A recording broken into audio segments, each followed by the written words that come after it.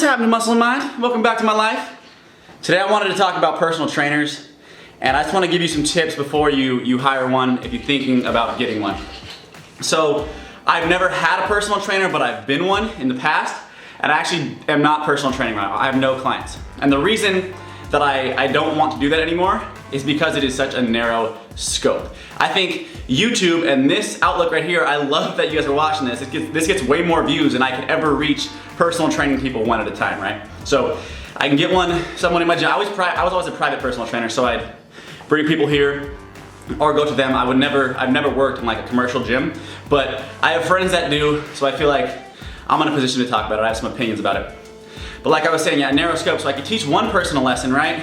And that takes an hour of my time, or I can make a video on that same lesson, grow traffic and an audience to share it to, and then it's all data logged and people could always come back and watch it. I just think this is such a better outlook.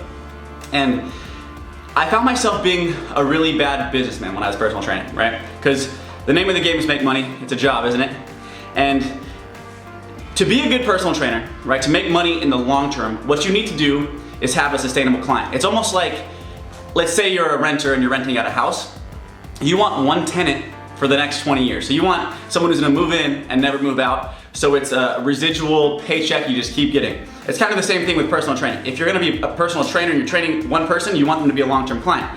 And I found myself educating too much to the point that people wouldn't need me, if that makes sense. So I would get people, and the first like 20 minutes, the first maybe 10, 15 minutes, I would always give a lesson. I would teach them about some nutrition tip, about some form, about just something unrelated to the workout we were doing, and then we would get into the workout. And after a while, I found myself they'd become an expert, and we'd be working out together, and there wouldn't be as much instruction going on, and I kind of felt like I wasn't as needed. And so I wanted to get into this. This is something I really want to talk about. There's two reasons that you should hire a personal trainer, or there's two things that a personal trainer will give you. The first is information. So it's that education I was talking about, because they're going to give you some type of information, but it's going to be kind of skewed, and I'll get to that later. The second thing they give you is motivation. So the two main things, information, motivation.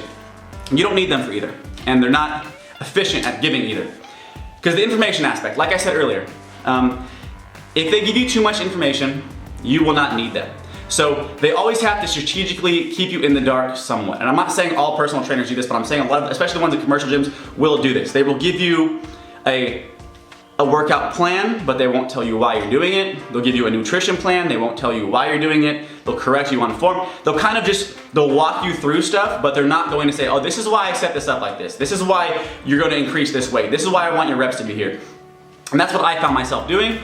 Again, why I wasn't the best personal trainer. It's not because I didn't have the technical knowledge, it's just because I didn't have the capitalistic, money-making, that sense, that businessman sense. I wasn't thinking long-term about the money-making goal, I was thinking more about helping the person out, which I think can be a goal like this. I'd rather do that on YouTube. On YouTube that makes more sense, because if people feel like they're being helped, they're going to keep wanting to come back, right? And then for motivation, a lot of people will hire a personal trainer simply because they don't have the drive to go to the gym, and they rather, pay someone, whether it's 25, 50 bucks. Before I get into this, one more time, I wanted to talk about, there's a broad spectrum of personal trainers.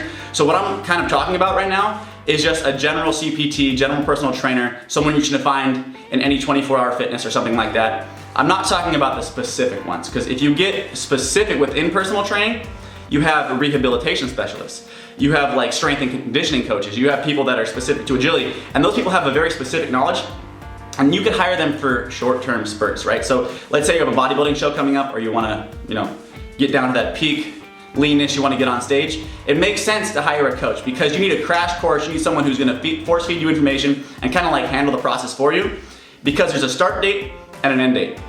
But when you hire a general personal trainer, if you think about that long term, if that personal trainer is what you need long term, it's not gonna work out unless you were always paying this person 150 bucks or whatever it is a week, which is crazy. So specific personal trainers make a lot more sense to me, the general ones, not so much. I think there's a lot of great resources out there, whether it's YouTube, bodybuilding.com. Bodybuilding.com actually has like a series of YouTube videos where they go over form, they talk about supplements, which maybe you don't really need, and they talk about, you know, diet, nutrition. It's all basic. There's nothing overly complicated about like beginner fitness advice, beginner fitness, you know, it's not too complicated is kind of what I'm saying. Getting back into motivation, if someone else, that personal trainer, it's an unhealthy motivation. That's just how I see it.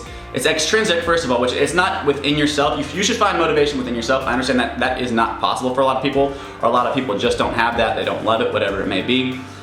My advice is to find a sport or some type of fitness that you do love, because if you go into the gym and you get on a treadmill and you're sweating, you're panting, you hate the way you feel from it, then you know what, maybe that's not your type of work. That doesn't mean you don't like working out as a whole. That means that you don't like what you were just doing. So just experiment. Pick up a sport, play basketball, play golf, do something that is active and is going to get you in shape that you love. You can combine the two things, and that's why I found bodybuilding. I don't think there's anything overly healthy about bodybuilding, right? I mean, besides the cardiovascular activity, what you're doing, kind of on a tangent here, what you're doing when you're bodybuilding is you're making yourself more heavy, which puts more toll on your organs, and it puts you at a higher BMI. And bodybuilding, I wouldn't say is the healthiest form of training, but it is a solid cardiovascular workout. But the health aspect really comes in the diet. But motivation should come from yourself. If you're paying someone for motivation, it's going to be a long-term expense. One of my favorite videos that I ever did was actually a couple months ago. It's called, more than that, maybe at the beginning of the year, so like 3 or 4 months ago. It's called Gym Cost Analysis. I'm going to paste it right here. I really insist that you guys go watch that, because that is seriously one of my, it's basically a cost-benefit analysis of home gyms, the cost and the time. So if you put yourself in a position where the exercising is easy for you, right, you are much more likely to stick it out. And personal trainers are not that. You're gonna get over a personal trainer because the cost is gonna get too expensive, it's gonna become too much of a hassle for you, you have to go out of your way. I work in Hollywood, which requires me, I live in like Long Beach area, so it's like an hour-and-a-half drive, right? So I'll wake up at 8, get to work at 10, get off at 6, get home at 8. So literally from 8 to 8 I'm moving. I get home at 8, I'm telling you right now, I wouldn't go to a gym if I had to go to a gym. I would not get home at 8 o'clock, get dressed, go to a 24-hour fitness or whatever, come home, get home at 10, then eat. It's just too much. So I'm happy that I can get home, let's say I'm tired, I can take a pre-workout on the way home, pull in my driveway, come in my garage, and work out.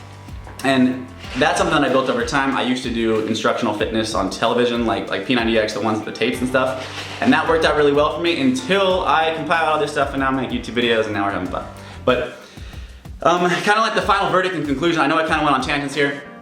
When it comes down to personal trainers, like look within yourself for motivation first of all, and look online. There's tons of great resources for information that do not require you paying that much money. There's people that will give you free stuff online. There's people like me who are certified personal trainers, that's what that is over there, if you have my certificate, who do not mind giving free information just simply because they love doing it, you know? And I love watching my channel grow a little bit too, which is half the fun. But I appreciate you guys watching the video. Muscle mind. Let it go.